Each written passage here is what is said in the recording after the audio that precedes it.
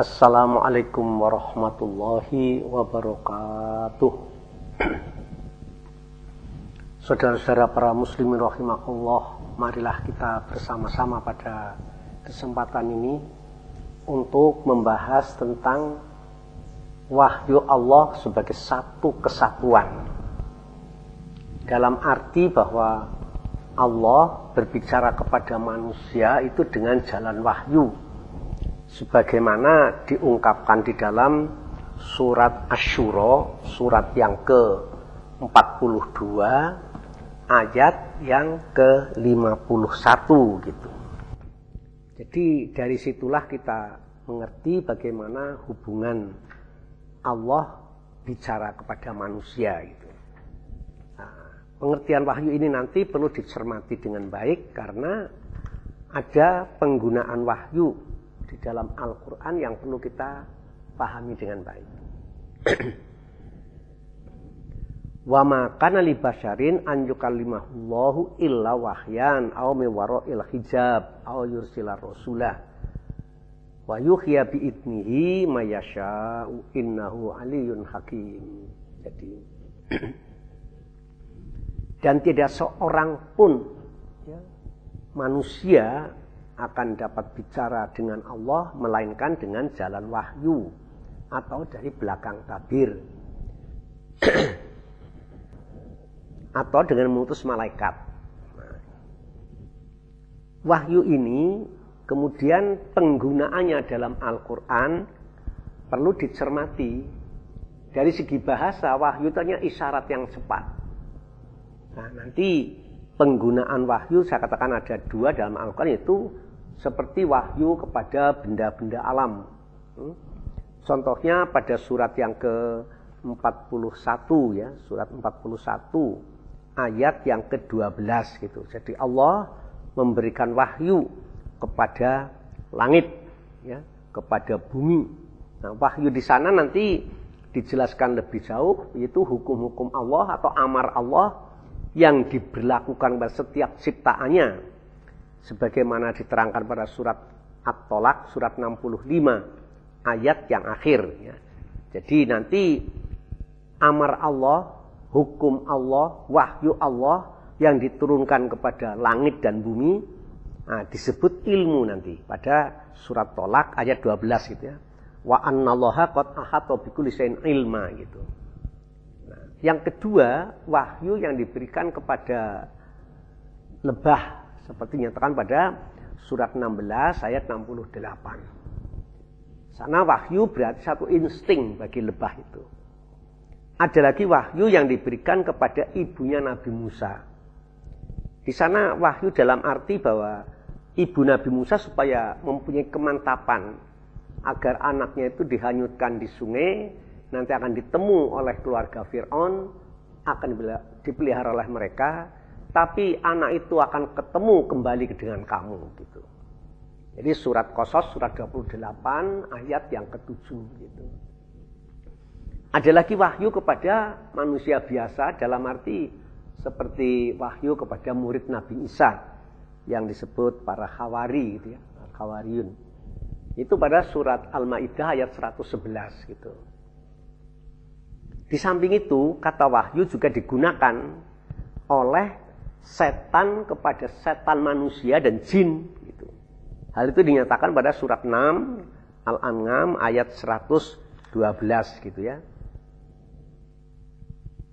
Bahwa nanti syayatinal insi wal jinni yuhi ba'duhum ila ba'di. Nah, wahyu di sana sebenarnya kata-kata sandi di dalam mereka membuat satu rencana untuk melakukan tipu daya kepada manusia itu. Nah, wahyu itu dibedakan dengan wahyu yang diturunkan kepada para nabi dan rasulnya. Nah, itu nanti disebut wahyu matlu, artinya wahyu yang ditilawahkan.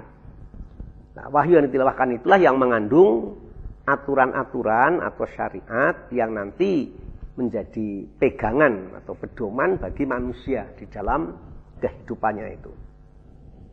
Pada surat Al-Imran 160 dijelaskan, laqad manallahu 'alal mu'minina id ba'atsa fihim rasulan min anfusihim yatlu alaihim ayatihi wa yuzakkihim wa yu'allimuhumul kitaba wal hikmata wa in kanu fi qablu la fi dhalalin mubin. Nah, jadi Allah bertindak baik ya, atau melakukan kebaikan bagi manusia, orang-orang yang beriman ketika Allah ngutus Rasul untuk mentilawah ayat-ayatnya, sehingga bagaimana manusia mentazkiyah, mensucikan kehidupannya, bagaimana diajarkan kepada mereka Alkitab. Nah, Alkitab ini artinya wahyu yang diturunkan Allah kepada para nabi dan rasulnya, lalu mengajarkan hikmah. Nah, gitu. Jadi ada hal yang perlu kita ketahui. Maka nanti ada fi'il, kata kerja yang perlu kita cermati, yaitu kata qoro'a dengan kata tala. Kalau qoro'a masdarnya qiro'ah, hitanya melesankan. Jadi melesankan. Tapi nanti kata qoro'a bisa berarti menghimpun. Ya. Maka diartikan membaca juga gitu. Maka wahyu Allah disebut Al-Quran dari kata qoro'a, artinya himpunan dari wahyu Allah yang terpelihara kesucian dan kehormatannya, sebagaimana diungkapkan pada surat yang ke-98 ya. Al-Qur'an disebut fiha kutubun qayyimah. Nah, di dalamnya terdapat kitab-kitab yang terpelihara kesucian dan kebenarannya ya. Fiha kutubun qayyimah. Jadi ada apa itu namanya? Kandungan ayat-ayat yang diumpamakan para nabi dan rasul yang masih diberlakukan, terhimpun sekarang dalam Al-Quran. Nah, hal itu nanti yang akan jadi lebih jelas pada waktu kita bahas masalah kesinambungan wahyu Allah nanti. Insya Allah akan jelas. Jadi itulah. Maka yang kedua kata tala. Tala jadi tilawah. Tilawah itu bukan sekedar membaca, tapi ayatnya dibaca, artinya difahami, hubungan pengertian juga dipahami, sehingga orang bisa mendapat pengertian yang dimaksud dari ayat itu gitu. Nah, kemudian itu diikuti namanya dilaksanakan. Nah, itulah wahyu yang diberikan kepada para nabi dan rasulnya, disebut wahyu matlu gitu. Dari situ kita akan tahu nanti adanya kesinambungan ya, antara wahyu kepada nabi yang satu sama nabi yang terakhir ya. Ini yang perlu kita cermati. Karena apa? Selama ini kita diberi pengertian bahwa seakan-akan ada wahyu kepada nabi-nabi, tapi dalam arti wahyu kepada Nabi Musa berhenti di sana. Sehingga melahirkan atau dipegang kuat-kuat oleh kaum Bani Israil yang nanti melahirkan orang-orang Yahudi, menganggap itu. Kemudian ada wahyu kepada Nabi Isa. Seakan-akan orang Yahudi tidak mau tahu, tidak ngakui ini gitu. Tapi nanti sebaliknya kaum Nasrani menempatkan Nabi Isa tidak proporsional lagi itu. Bukan sebagai Nabi tapi lebih jauh, nanti bisa kita lihat.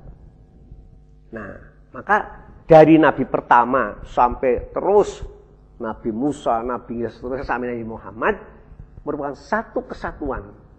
Maka saya katakan bahwa wahyu Allah sebagai satu kesatuan itu ada kesinambungan secara berlanjut. Sehingga mencapai titik kesempurnaan sesuai dengan rencana Allah. Itu yang disebut dalam Al-Quran, al-yawma akmaltu lakum dinakum wa atmamtu alaikum ni'mati wa raditu lakum islamadina. Jadi surat Al-Maidah ayat yang ketiga. Jadi wahyu itu ada tamam. Tamam itu kesempurnaan yang berjenjang. Contohnya semacam anak kelas 1 bisa menjadi siswa yang baik, ya baiknya kelas 1 itu supaya dia layak naik kelas 2. Kelas 2 jadi siswa yang baik, baiknya tingkat 2 itu. Nanti masuk ke kelas 3 dan seterusnya. Sampai dia selesai dalam studi, jadi sarjana. Itu sudah kamal namanya gitu. Jadi ayat Al-Maidah 3 itu memberikan tahu ada yang satu